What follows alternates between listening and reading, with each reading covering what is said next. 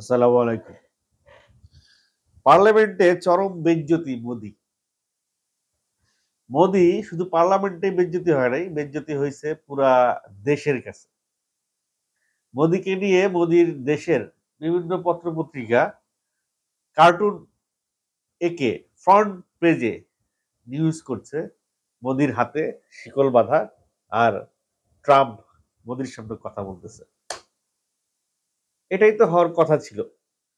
কারণ দেখেন নিজের দেশের সুবিধা অসুবিধা কোথায় আলাপ করবে যায় ট্রাম্পের সাথে সেইটা না কইরা সে আলাপ করতে গেছে বাংলাদেশ প্রসঙ্গ নিয়ে। মানে সে আলাপ করবে কি ওই যে এই যে চাটুকার সাংবাদিক সাথে করে নিয়ে গেছে না, সেই চাটুকার সাংবাদিক প্রশ্ন ছুড়ে দিয়েছে, সেটা নিয়ে কথা হয়েছে এবং ট্রাম্প মোদিরে এমন চিকনে একটা ডলা দিয়ে দিছে, মোদি চুপ করে মাথা নিচে করে বসে রয়েছে। মোদির নিজের দেশের নাগরিকদেরকে আমেরিকা বের করে দিচ্ছে, অবৈধ নাগরিক, এবং ওদের কি কি অভিবাসন জটিলতার কারণে পাঞ্জাবের বিভিন্ন রাষ্ট্রে প্রদেশের নাগরিকদের ইন্ডিয়ার আমেরিকা থেকে ঘাড় ধাক্কা দিয়ে বের করে হাতে হাত করা পরায় বের করে দিচ্ছে। এটা একটা বিশাল প্রবলেম ওই সময়ে ইন্ডিয়ার জন্য। কারণ একে তো নিজের দেশের নাগরিকদের অসম্মান, সেকেন্ড রেমিটেন্সের একটা ব্যাপক খরা তৈরি হবে। মানে আমেরিকা থেকে এই লোকগুলা তো রেমিটেন্স পাঠাইতো ভারতে, সেই রেমিটেন্সে একটা ধাক্কা খাবে। তাছাড়া আমেরিকায় যারা এই ফেরত আসতেছে তারা তো আর বসে থাকবে না, তারা মোদির বিরুদ্ধে প্রচার প্রচারণা প্রপাগান্ডা চালাবে যে গভর্নমেন্ট তাদের জন্য কিছু করলো না। দেখেন মোদি শেখ হাসিনারে পুতুল বানায় বাংলাদেশ থেকে কি পরিমাণ মধু খাইছে, কি পরিমাণ মধু খাইছে যে তার নিজের দেশের সংকট আলাপ না করে সে বাংলাদেশ নিয়ে আলাপ করতে গেছে ট্রাম্পের সঙ্গে। এই যে এতদিন তো ভারতের মিডিয়াগুলা খুব বাংলাদেশে ধুয়ে দিছে, মোদির পক্ষে গান গাইছে, শেখ হাসিনার পক্ষে গান গাইছে। এখন এই ভারতের মিডিয়া বুঝতে পারছে যে দেওয়ার রং।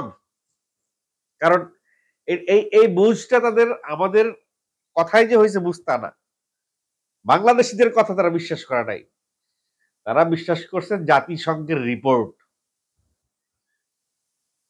জাতিসংঘের রিপোর্টে একেবারে স্পষ্ট উল্লেখ আছে যে শেখ হাসিনা ইজ আ কিলার, শেখ হাসিনা একজন খুনি। সে ১৪০০ হত্যার নির্দেশ দিয়ে, তার হত্যায় ১৪০০ হত্যা হয়েছে তার নির্দেশে, এবং ১৪,০০০-এর মতো পঙ্গুত্ব বরণ করেছে, হাসপাতালে আছে এখনো। এই যে একটা গণহত্যার মতোই একটা অপরাধ শেখ হাসিনা করেছে, এই অপরাধের বিচার যেহেতু জাতিসংঘ এই রিপোর্টটা তারা দিয়েছে, প্রকাশ করেছে, তো জাতিসংঘ তো এটাও মনিটর করতেছে যে এত বড় অপরাধী যেই ফরমার প্রাইম মিনিস্টার যে এত বড় অপরাধ করছে, এত বড় অপরাধ করে সে যে লুকাইছে কোন দেশে, অর্থাৎ কোন দেশ তাকে সাপোর্ট করতেছে, তাকে জায়গা দিছে। এই কারণে ভারতীয়রা কিন্তু মোটামুটি লজ্জিত, তারা এতদিন খুব লাফাইছে আর এখন তারা লজ্জা পাচ্ছে। ভারতের একটা পত্রিকা, নামটা ভুলে গেছি, একটা জরিপ চালাইছে যে শেখ হাসিনারে কি ভারতে রাখা উচিত নাকি শেখ হাসিনাকে ফেরত পাঠানো উচিত, এরকম একটা জরিপ চালাইছে পত্রিকাটা। এবং সেই জরিপে অলমোস্ট 60%, 60+ আর কি, 60+ ভোট আসছে যে শেখ হাসিনাকে ভারতে রাখা উচিত না। এবং ভারতের নাগরিকরা আস্তে আস্তে এটার এই ভারতের মোদির এই ডিসিশনকে আস্তে আস্তে প্রোটেস্ট করা শুরু করছে। মোদির পার্লামেন্টেই পার্লামেন্টে দাঁড়ায়া মোদিকে যে অকথ্য ভাষায় অপোজিশনের এমপিরা যেভাবে মোদিরে কথা বলছে, মোদি দেখলাম যে চুপচাপ দাঁড়ায় শুনছে। He had nothing to say. তার কিচ্ছু বলার ছিল না। আসলে সে বলবেটা কি? কারণ সে যা করে, সে যা যে অন্যায়ভাবে বাংলাদেশকে সে যেভাবে ম্যানিপুলেট করতেছিল, সেই অন্যায়টা তো সে তার পার্লামেন্টে দাঁড়ায় বলতে পারে না। সে তো পার্লামেন্টে দাঁড়ায় বলতে পারে না যে আমি আমার এজেন্ট ওই দেশে নিয়োগ করে রাখছি, শেখ হাসিনা আমার কথায় চলাফেরা করে, আমি বাংলাদেশকে লুটেপুটে খাচ্ছি, বাংলাদেশের এই সিচুয়েশন, বাংলাদেশকে এইভাবে আমরা আটকায় রাখছি, এইসব কথাবার্তা তো সে পার্লামেন্টে ওপেনলি বলতে পারবে না। সো যাই হোক, তাদের নিজেদের একটা প্রত্যেকটা গভর্নমেন্টেরই একটা নিজস্ব নীতি থাকে যে এই কথাগুলো আমি গভর্নমেন্ট চালাবো, এই কথাগুলো শুধু আমিই জানবো, পার্লামেন্ট বিরোধী দলকেও জানানো যাবে না এবং বড়াই করেও জানানো যাবে না যে আমি এই কারণে এই কাজটা করছি। রেজাল্টটা যদি পজিটিভ হয় তাহলে আমি গেইনার, আর রেজাল্টটা যদি নেগেটিভ হয় তাহলে আমি লুজার। এরকমটা হয় অনেক সময় গোয়েন্দা, যারা গোয়েন্দা বিভাগে চাকরি করে তাদের অনেক সময় দেখা যায় এক দেশের গোয়েন্দা আরেক দেশে পাঠায়, পাঠানোর আগে তার সঙ্গে মানে বলে নেয় যে ভাই তুমি যেই কাজটা করতে যাচ্ছ দেশের জন্য, সেই কাজটা করে ফিরে আসলে তোমাকে আমরা পুরস্কৃত করব। কিন্তু ওই কাজটা করতে যায় তুমি যদি ধরা খাও তাহলে আমরা স্বীকার করবো না তুমি আমার দেশের লোক, আমরা কোনোভাবেই স্বীকার করবো না তুমি আমার দেশের জন্য সার্ভ করতেছো। তো বিষয়টা অনেকটা এরকমই। মোদিও অনেক দেশের জন্য, বেসিক্যালি ভারতের জন্য সে হয়তো সে ঠিক করছে, কিন্তু ইন্টারন্যাশনালি সে তো একটা ক্রিমিনাল। সে এমন কোন লোককে আশ্রয় বা প্রশ্রয় দিতে পারে না যে বেসিক্যালি জাতিসংঘের রিপোর্ট অনুযায়ী একজন ক্রিমিনালকে ভারত জায়গা দিতে পারে না। এতে করে ইন্টারন্যাশনালি ভারত কিন্তু, ভারতের ইমেজ ইন্টারন্যাশনালি একটা জায়গায় নষ্ট হয়ে যাচ্ছে। এখন জাতিসংঘে তো ভারত থেকে অনেক সৈন্যও নিছে, ওই যে শান্তিরক্ষা মিশন। যেহেতু জাতিসংঘে শেখ হাসিনা দোষী, শেখ হাসিনাকে আশ্রয় দিয়ে মোদি দোষী, জাতিসংঘের কাছে যারা কালার, তাদের সৈন্য তো আর জাতিসংঘ রাখতে পারে না। এখন জাতিসংঘের মিশনে ভারতের যেসব সৈন্যরা আছে তাদেরকে জাতিসংঘ রাখবে না পাঠায় দিবে, এটাও একটা কূটনৈতিক প্রবলেম সৃষ্টি হবে ইন্ডিয়ার ভিতরে। এদিকে প্রফেসর ডক্টর মোহাম্মদ ইউনুস চিকনে আরো একটা থ্রেট মোদিরে দিয়ে রাখছে যে আপনি সেভেন সিস্টারকে যদি আপনি ডেভেলপ করতে চান তাহলে তো আমার সমুদ্রপথ লাগবে, আর আমার সমুদ্রপথ তো আপনার আমি এমনি এমনি দিব না ভাই। আপনি আজ আমি তো শেখ হাসিনা না, আমি ডক্টর মোহাম্মদ ইউনুস, আপনাকে এমনি এমনি সব দিয়ে দিব না। আপনি আমার কাছ থেকে সেই জায়গাটা, সেই পথটা আপনি নিতে পারবেন যদি আপনি আমাকে আমার যেই সব কমিটমেন্ট গুলো ছিল এতদিন আপনারা পূরণ করেন নাই, সেই সব কমিটমেন্ট গুলো ফুলফিল করেন, এবং সেই সঙ্গে আমাদের অপরাধীকে আমার কাছে, শেখ হাসিনাকে যদি আমাদের কাছে ফেরত দেন, বলে ফেলতে পারে ডক্টর ইউনুস। সেই সঙ্গে থ্রেটটা দেখেন এরকম যে সব কথা তো আর মুখ দিয়ে বলতে হয় না।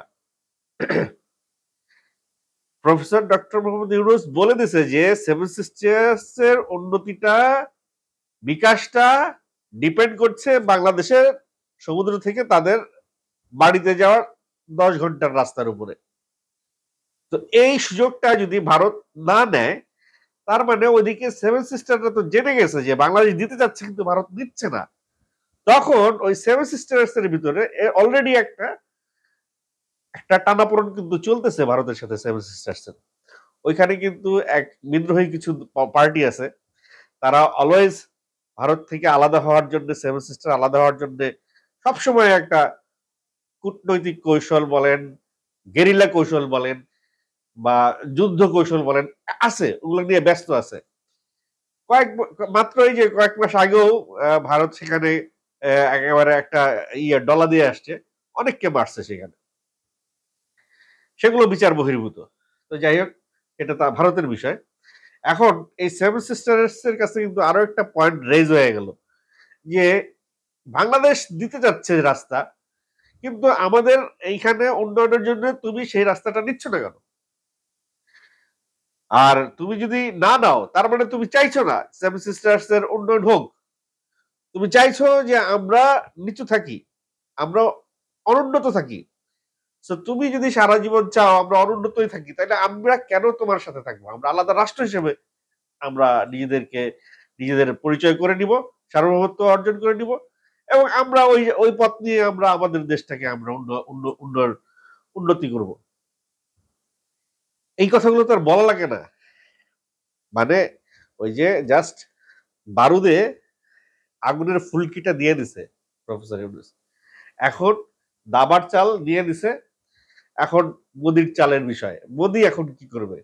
সে তার দল বাঁচাবে, নাকি সে তার ইমেজ রক্ষা করবে, নাকি সে শেখ হাসিনার প্রতি যে আনুগত্য সেই আনুগত্য রক্ষা করবে? কারণ শেখ হাসিনার প্রতি আনুগত্য রক্ষা করার একটাই কারণ, যদি কোনোভাবে মোদি আবার শেখ হাসিনাকে বাংলাদেশে ইনপুট করতে পারে, তাহলে আবার ভারত বাংলাদেশকে গ্রাস করে খাবে, আবার ভারত বাংলাদেশকে শুষে শুষে খাবে, ভারতের ইশারায় আবার বাংলাদেশ নাচবে। তো সেই চেষ্টা তো শুধুমাত্র মোদির না, সেই চেষ্টা রাহুল গান্ধীরও থাকবে, গান্ধী পরিবারেরও থাকবে, সেই শেষে প্রত্যেকটা পার্টিরই থাকবে। তারা দিন শেষে ভারতের একটা জিনিস কিন্তু খুব ভালো, তারা ন্যায় অন্যায় বুঝে না, তারা একটা জিনিসই বুঝে, নিজের দেশের লাভ। নিজের দেশের লাভ কিসে তারা সেই জিনিসটা করে, কিন্তু সেটা কি ন্যায় না অন্যায় সেটা তাদের কাছে ম্যাটার করে না। ভারতের মানুষের ভিতরে দেশপ্রেমটা খুব বেশি, যেটা আমাদের দেশের মানুষের মধ্যে একটু কম আছে। যদিও আমাদের দেশের মানুষ 1971 সাল দিছে, যদিও আমাদের দেশের মানুষ 52 দিছে, যদিও আমাদের দেশের মানুষ 21শে ফেব্রুয়ারি দিছে। তো ত্যাগের বেলায়, উদাহরণের বেলায় কিন্তু আমাদের দেশের মানুষের জুরি মেলা ভার। কিন্তু দিন শেষে ওই লেভেলের একজন দেশপ্রেমিক যেটা ভারতের আছে, ভারতের প্রত্যেকটা নাগরিক, সেই লেভেলের দেশপ্রেমিকটা কেন জানি আমাদের দেশে একটু কমতি দেখা যায় সবসময়। যাই হোক, প্রসঙ্গ সেটা না। প্রসঙ্গ হচ্ছে গিয়ে মোদি বেজ্জতি হচ্ছে তার দেশে, তার পার্লামেন্টে এবং আন্তর্জাতিক মহলে, সব জায়গায় মোদি একটা ভীষণ গ্যারাকলের মধ্যে আছে। এখন এই মোদির পরবর্তী চালটা কি হইতে পারে? মানে যখন পিঠ যখন দেয়ালে ঠেকে যায়, দেয়ালে যখন পিঠ ঠেকে যায়, তখন সামনের যে থাকে তার প্রস্তাব মেনে না নেওয়া ছাড়া আর কোনো অপশন থাকে না।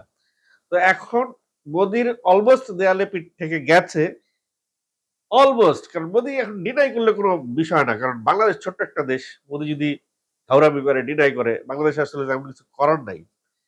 তারপরে ইন্টারন্যাশনাল বিষয়টা যদি মাথায় রাখে, তাইলে মোদির ওই ঘাউরামি করার সময় এবং সুযোগটা কিন্তু নাই। মোদি চাইবে ইন্টারন্যাশনালি যে ডিসক্রেডিট তার হয়েছে, তার দেশের যে বিশাল একটা ক্ষতির সম্মুখীন হতে যাচ্ছে, ওইটাকে আগে সাপোর্ট দেয়া, এবং সেই সাপোর্ট দিতে যায় সে সম্ভবত ইউনূসের প্রস্তাবে রাজি হবে।